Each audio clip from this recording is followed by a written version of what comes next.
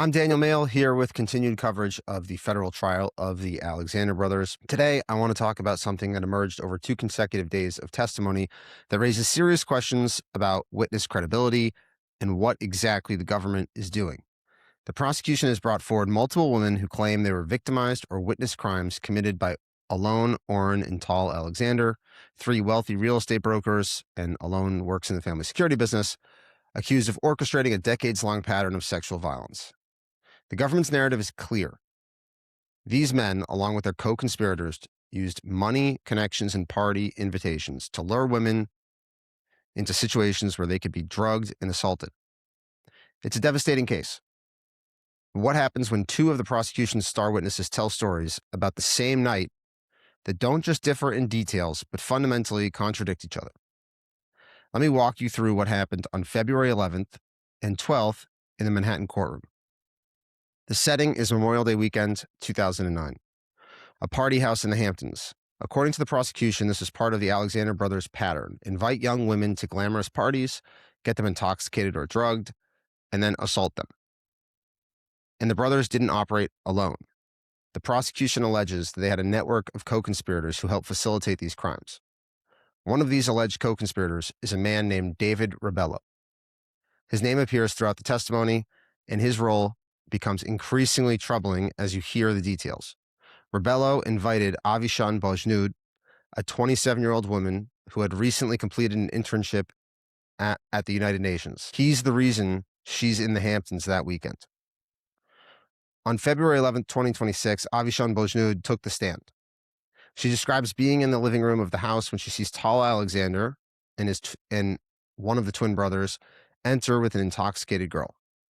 Tal is grabbing the girl's wrists, dragging her toward the pool area, and as this group of men passes through the living room where Bjnood is sitting with her friend Liam, one of the men stops directly in front of her and exposes himself.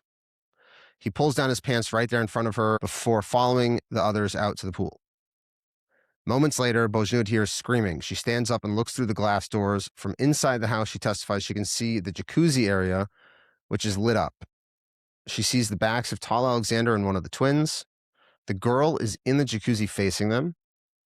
And Bjnood testifies that she watches as the brothers sexually assault this girl. She can see their bodies moving. She can hear the sounds. She can hear the victim asking them to stop.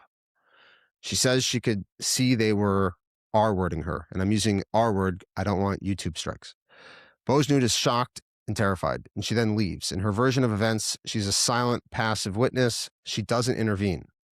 She doesn't confront anyone. She watches through the glass doors from inside the house and then walks actually upstairs. She can still hear it.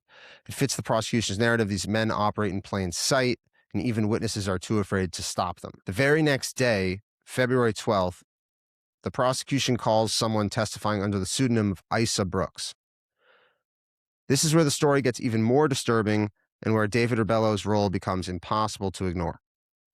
Isa Brooks was just 16 years old at the time of this party. It's important to note how she got there. According to Brooks' testimony, she was invited by a man named Matt Littman, not by Rabello directly, but Rabello was there, according to Brooks. He gave her a drink. She also drank from his bottle. Shortly after, Brooks testifies that she was R-worded, not just by Tal and Alon Alexander, but David Rabello participated in this R-wording as well. Let's say that again.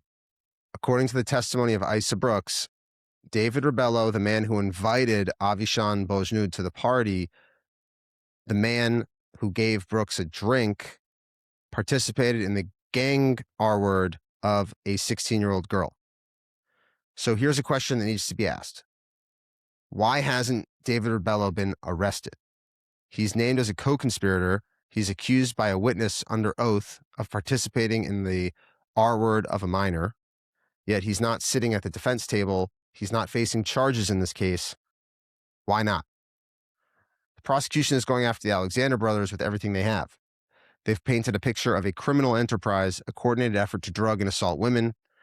But if Rabello is part of that enterprise, if he facilitated these crimes and participated in them, where are his charges? Brooks also testified that she witnessed a girl in a green bikini with a bunch of guys on top of her in a room that opened right before you'd go out to the pool.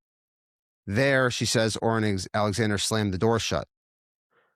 The prosecution wants the jury to see this as part of the brothers' MO. Isolate the victim, close the door, continue the assault. But then Brooks says something that changes everything. She describes a woman who was outside that closed door, banging on it, trying to get in. The woman was extremely distraught, Brooks testified. And then Brooks quotes her directly. According to Brooks, this woman said, and I'm quoting from the trial transcript here, "I work for the UN and I know what you're doing to girls in there." Let's repeat that. Isa Brooks, testifying under oath, claims that a woman at the party explicitly identified herself as working for the United Nations while trying to stop a sexual assault. Here's a 16-year-old girl, now a victim, and now a woman, recalling a specific quote from 17 years ago, not as a vague memory, but exact words. Quote, "I work for the UN and I know what you're doing to girls in there." Think about how powerful that testimony is for the prosecution. It corroborates that the assault happened. It shows someone tried to intervene, and it makes the Alexander brothers look even more monstrous. So brazen, so confident in their power, that they slammed a door in the face of a woman invoking her affiliation with the United Nations. There's just one problem. That UN woman has to be Avishan Bjnood. She's the only person at the party with UN credentials. She's the woman David Rabello invited, and her story from that day doesn't match this at all. Think about what the prosecution is asking the jury to believe. On one day, Avishan Bjnood testifies that she was inside the house, looking out through glass doors, passively watching an R-word unfold in the jacuzzi. On day 2, Isa Brooks testifies that a UN woman was outside a closed room actively banging on the door trying to stop an R-word. Again, I'm saying R-word. I don't want YouTube strikes. Both of these things cannot be true to anyone who thinks that she's acting consistently. You cannot be inside with a clear view and outside with a door slammed in your face. You cannot be a silent observer and a vocal intervener. You cannot watch through glass and bang on wood at the same time. This isn't a small inconsistency. This is a fundamental contradiction about one of the prosecution's key witnesses and what she did during the most critical moment of her testimony. Did she watch or did she act? Was she passive or was she heroic? And here's where it gets even more complicated. Both women were brought to this party by the same network of men. Bjnood was invited by Rabello. Brooks was invited by Matt Littman, but Rabello gave her the drink.